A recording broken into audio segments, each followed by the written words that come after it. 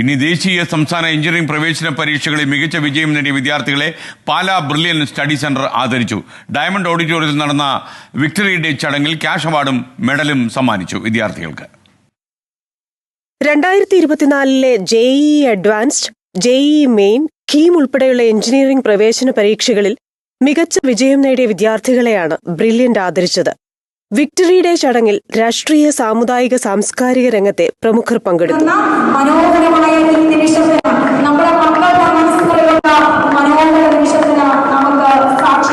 Jose K Mani MP ആണ് ചടങ്ങ് ഉദ്ഘാടനം ചെയ്തത്.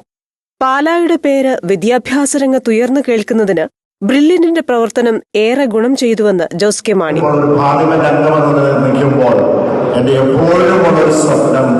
കേരളം, അത് മാത്രമല്ല കോട്ടയം, അത് മാത്രമല്ല എൻ്റെ സ്വന്തം സ്ഥലമായ പാല ഒരു എഡ്യൂക്കേഷൻ ഹബ്ബാക്കി മാറ്റണം എന്നുള്ളതാണ്.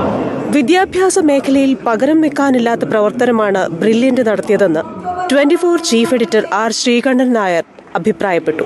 നമ്മുടെ വിദ്യാഭ്യാസ രംഗത്ത് കുറേ അധികം മാറ്റങ്ങൾ കൊണ്ടുവരാൻ ഇനിയും പാലാ ബ്രില്യന്റിന് കഴിയും എന്നാണ് എൻ്റെ വിശ്വാസം. കാരണം വളരെ അടിത്തറ ഭയങ്കര സ്ട്രോങ് ആയിട്ടുള്ള ഒരു സ്ഥാപനമാണ് ഇതെന്ന് എനിക്കറിയാം. അതുകൊണ്ട് തന്നെ നിങ്ങൾ കേരളത്തിന്റെ വിദ്യാഭ്യാസ മുഖച്ഛായയിൽ അതിന്റെ ചരിത്രം മാറ്റി എഴുതാൻ നിങ്ങൾക്കൊരു വലിയ പങ്ക് വഹിക്കാൻ കഴിയും. ഉന്നത വിജയം നേടിയ വിദ്യാർത്ഥികളെ ക്യാഷ് അവാർഡും സ്വർണ്ണ മെഡലും മെമന്റോയും നൽകിയാണ് അനുമോദിച്ചത്.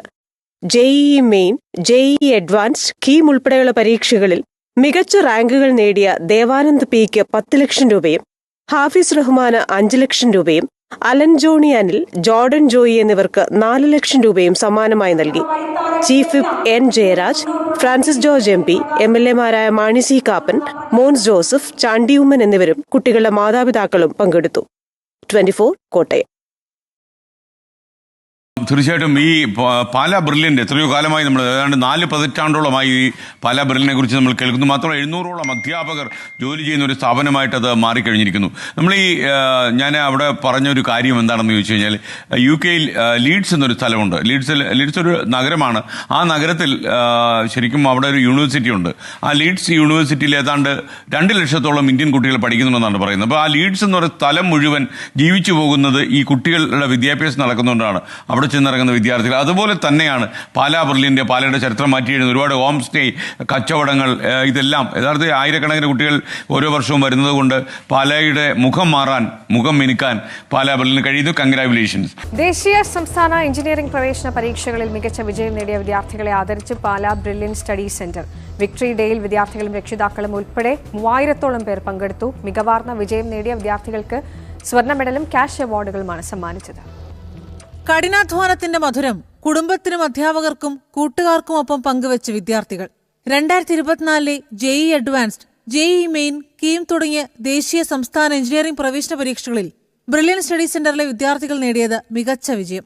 വിക്ടറി ഡേ ഉദ്ഘാടനം ചെയ്തത് ജോസ് കെ മാണി MP. മന്ത്രി VN വാസവൻ ആദ്യ റാങ്കുകൾ നേടിയവരെ ആദരിച്ചു.